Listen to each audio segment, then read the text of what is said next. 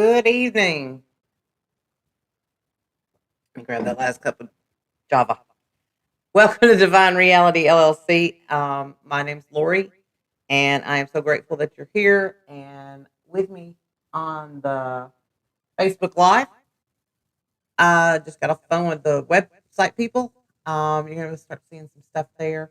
They're also doing some ads for Facebook, so you'll see more about our business. Divine Reality, TNLLC.com is the website.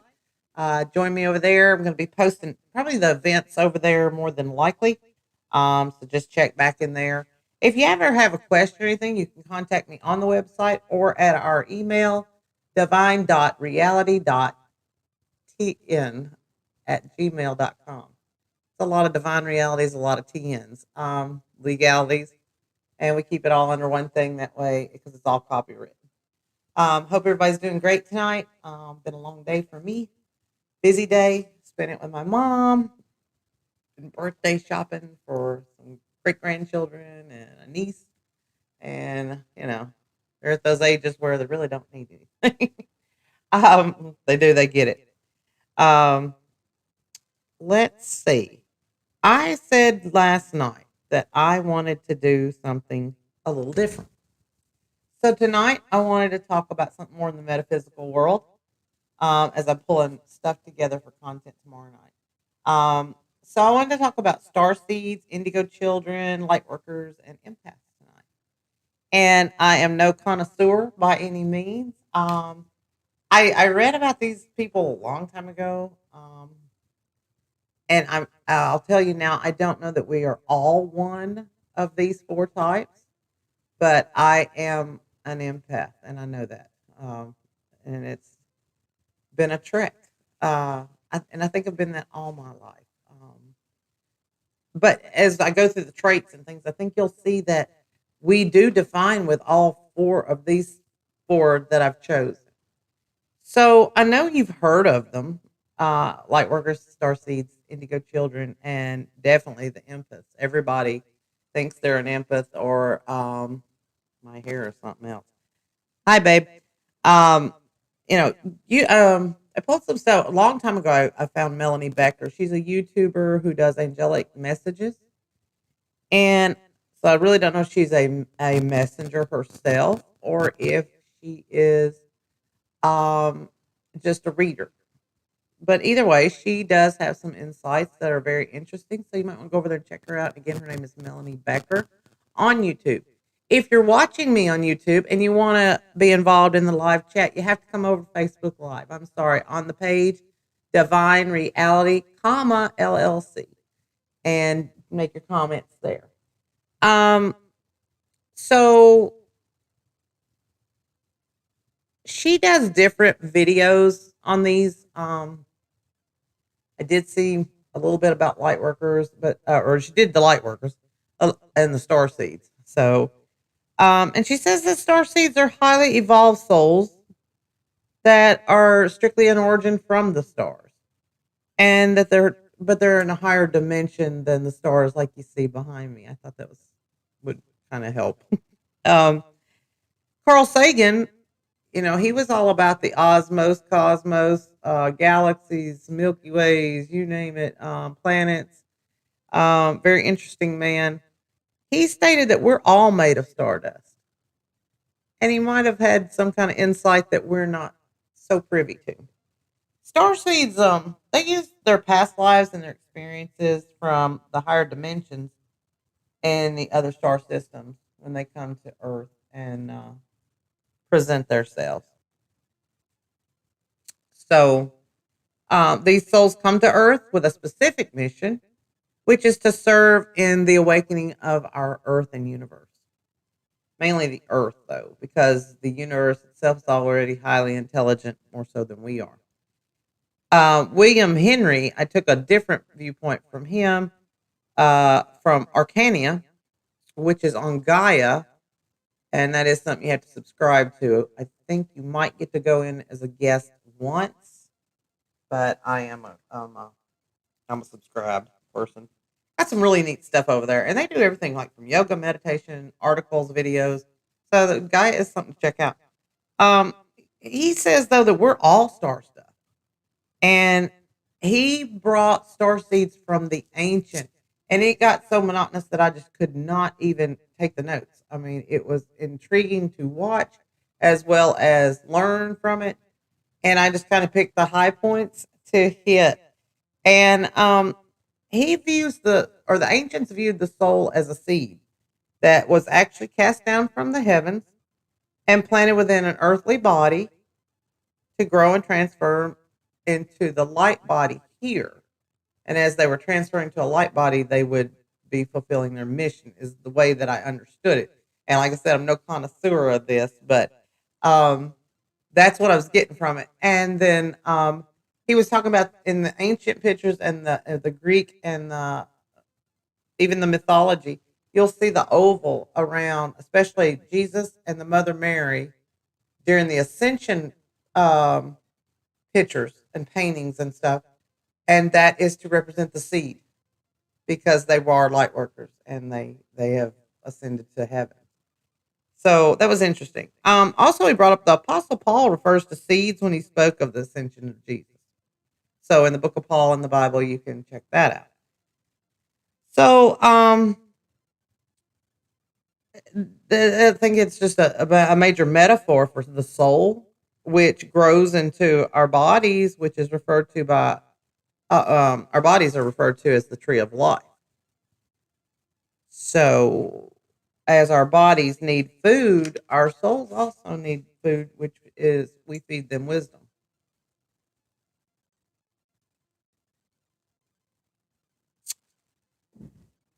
Star seeds are usually the people that are drawn to the metaphysics.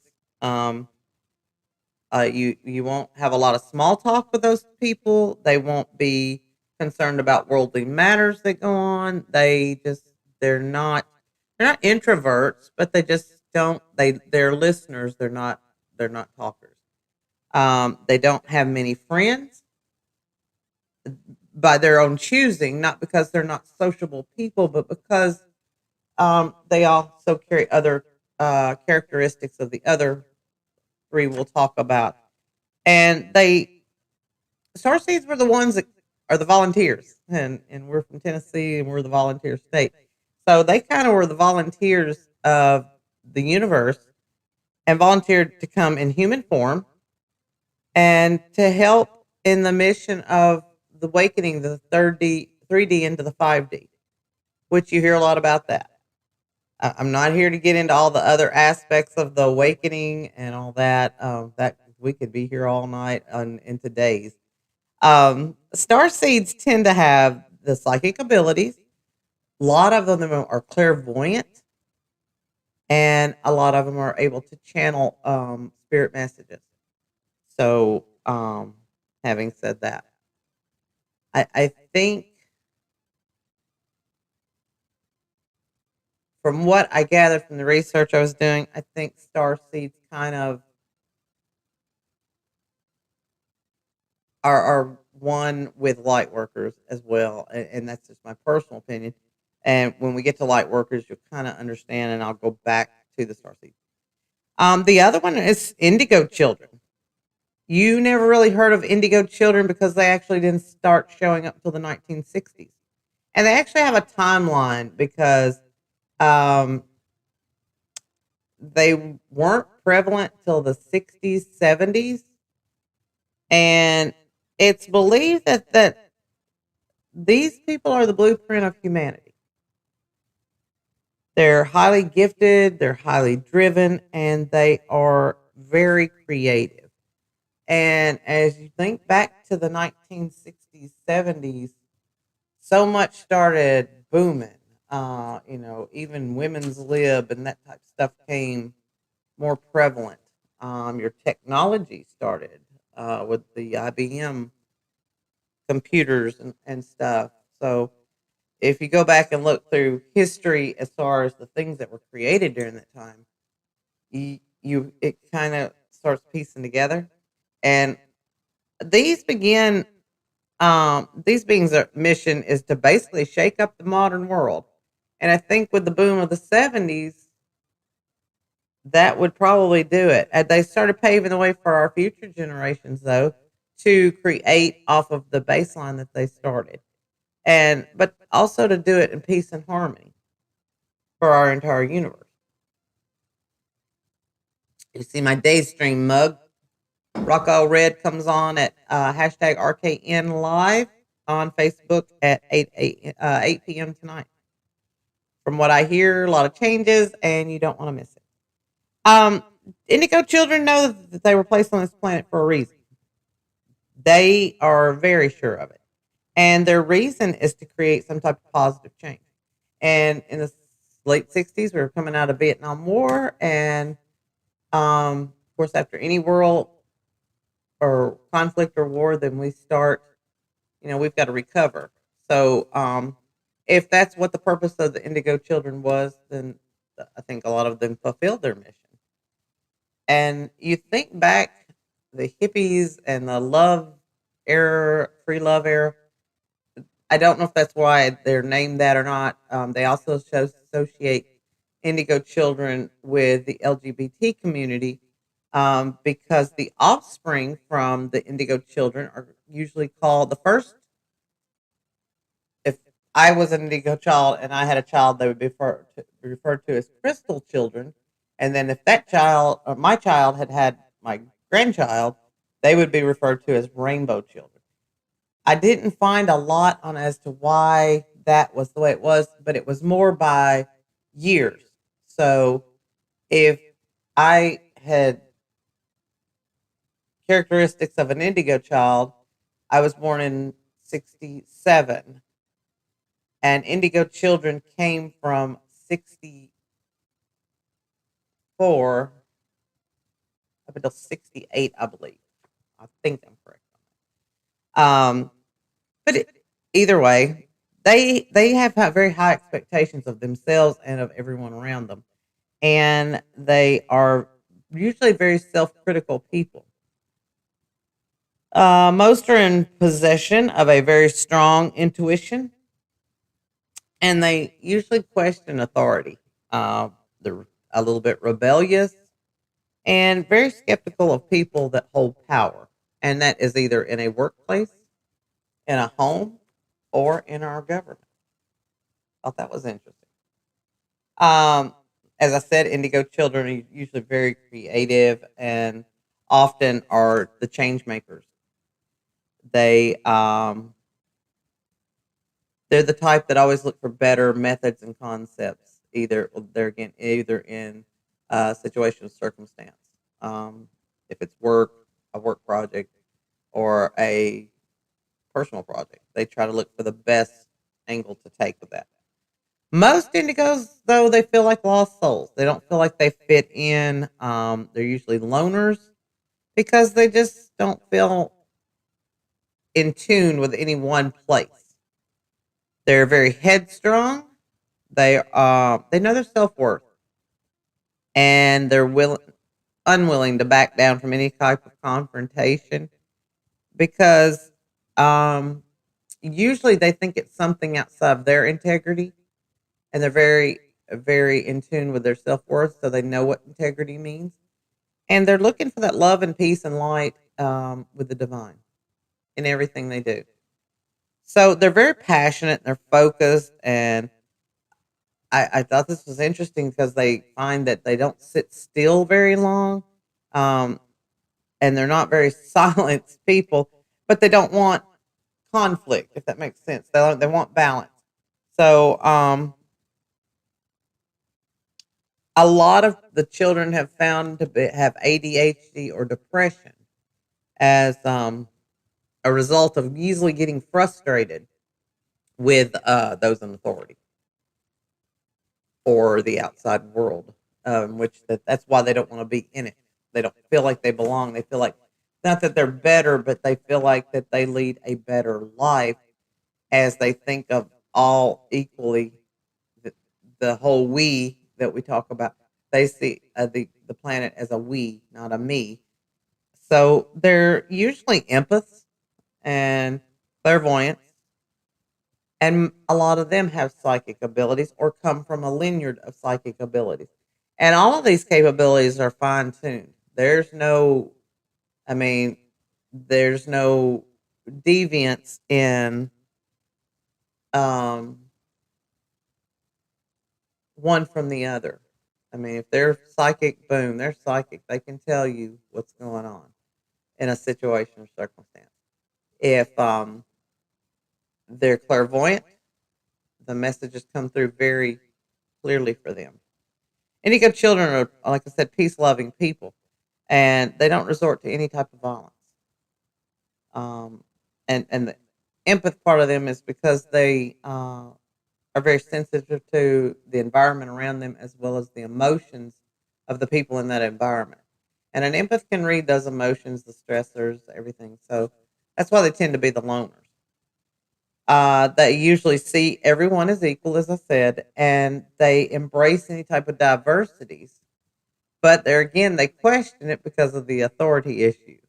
So they like to know the why, and they'll question it, and they want to know how everything's going to work and how's it going to work for the greater good of each and every human being on the planet. Like I said, the crystal children are their offsprings, and the rainbow children are the offsprings of the crystal children, to my understanding. So the next one is empaths. Like I said, I identify with this very much so. Um, and according to Heartline Magazine, and this article is written by Kristen Ragel, these are the highly tuned into other people's feelings. Um, Empaths tend to be vulnerable to manipulation, narcissistic people, toxic relationships, you name it. We get it. And that's kind of why I relate to that because you, my personal experience is because it's like I've been blessed with what I consider a good life. I'm not an extravagant person. I'm not a jealous person. I'm not that. I'm not keeping up with the Joneses. I'm me. And then when I see somebody that just and I'm not saying someone that does not have, period, but they want and they whine and I will start to feed into that. And so that's why I said last year I kind of backed off from people. But they empaths find themselves uncomfortable in crowds due to the sights, the sounds, the people's actions, and sometimes even the environment. We don't have the ability to protect ourselves or put up those boundaries that you really need to from the surrounding energies and attitudes and environments. So they have no problem with they usually have problems with closeness and intimacy. Mm, not so much, but I trust very few people. I do find that in myself. Empaths like nature because it gives them peace within inside themselves and their inner being. I can attest to that one. And they have good intuition. Usually, an empath has to have time to recharge because they'll go till they almost bottom out. And they're just drained. And it's due to energies, it's due to the pain of others. And I think that might be true as well in my part because sometimes I hurt all over and I don't have any known medical condition for that. But when you hear, oh, my back, my head, and I kind of, that's kind of what's wrong with me today. I think I listened to this woman walking around the store, kind of saying like every corner we took, she was right there. And every time she was, oh, and something was hurting. And I'm not being disrespectful, I'm just being honest. Um, because empaths absorb the energies around them. So that's why many of them tend to isolate for most of their time. They also don't ever feel as though they fit in. And I've had those moments in many situations. Um, but most empaths are warm, compassionate, thoughtful people, and they usually have a calming effect on people, and that's a blessing and a curse because so many people know you're a compassionate person that you'll get that phone call and I just need somebody to talk to. Well, there again, an empath will listen to the story and listen to the pain in their voice or see the tears or whatever the case may be, and they start that starts being that vampire energy drain thing. Uh then you got the light workers. And I'm just giving you top characteristics of these groups. Your light workers, according to Gaia, and that was the very first thing that came up, and I'm going to read that to you, are human beings with awakened spirituality. They are born on this earth with a mission or goal that was set before their birth. They're often called earth angels. So their purpose was to come to this world and shine light and human kindness to serve the world. And this is not to be confused, though, with their mission. That's what they're sent here to do, but that is not their entire mission. They're born with knowledge. They're born with understanding of liberty and to heal others with their love and light. So it's like part of their mission, but it's also part of their characteristics and their soul makeup. Light workers tend to be very aware of their purpose in life because they constantly find themselves growing themselves to improve the lives of everyone and help clear out old karmic patterns and to bring in the better. And these souls feel motivated and they easily connect to their surroundings and experiences around them because they've seem to have existed longer than anybody around them. The divine actually gave each light worker a special spiritual path. They could be a healer, they can be a psychic, they could be manifestors, they could be messengers who connect with the spirits and actually, um, or souls that have gone on. And those are known as angelic messengers. And as I said, I don't know if that's what Melanie Becker on YouTube is, but she seems to know quite a bit about the angels. It's very interesting to listen to. And even the transmute, which is someone who can transform negative energy into positive energy. And that positive energy is straight from the divine, according to God. Light workers are also creative.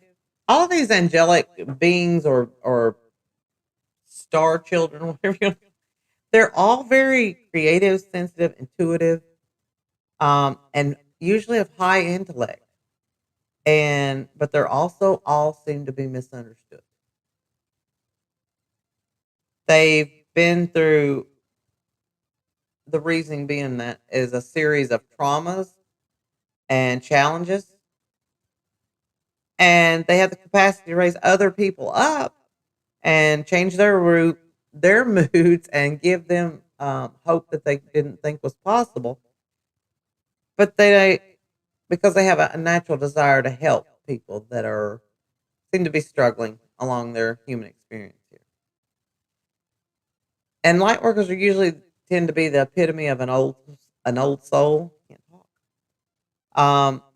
Those people are wise, mature, and they seem to have a lot of experience and zillions of uh, different areas. Their minds are always searching for a higher calling, and they continue their self growth and they focus on being better and doing better for humankind. When I think of a light worker, and I'll go to that in a minute. Light workers are daydreamers, loners, and usually one in nature. But they're a magnet for problems, meaning they attract the people that have a lot of problems in their everyday lives because they just draw that. They're again they if they're transmutes, they're going to conduct that old karmic pattern of negative energy into a positive energy. So when I think of light workers, I think of the Mother Teresa's, the Martin Luther Kings, Gandhi, those type of, because they work effortlessly and tirelessly for the betterment of mankind. And those are just a few that I can think of. I know there's many, many more that have paved the way for us to live a better life. Um, you may resonate with one of these special souls, and you may have the traits of all of them. I don't know. And but you can go on Google, YouTube. There's all kinds. Facebook probably. There's all kinds of types of quizzes, articles, videos. There's books out there, all kinds of resources.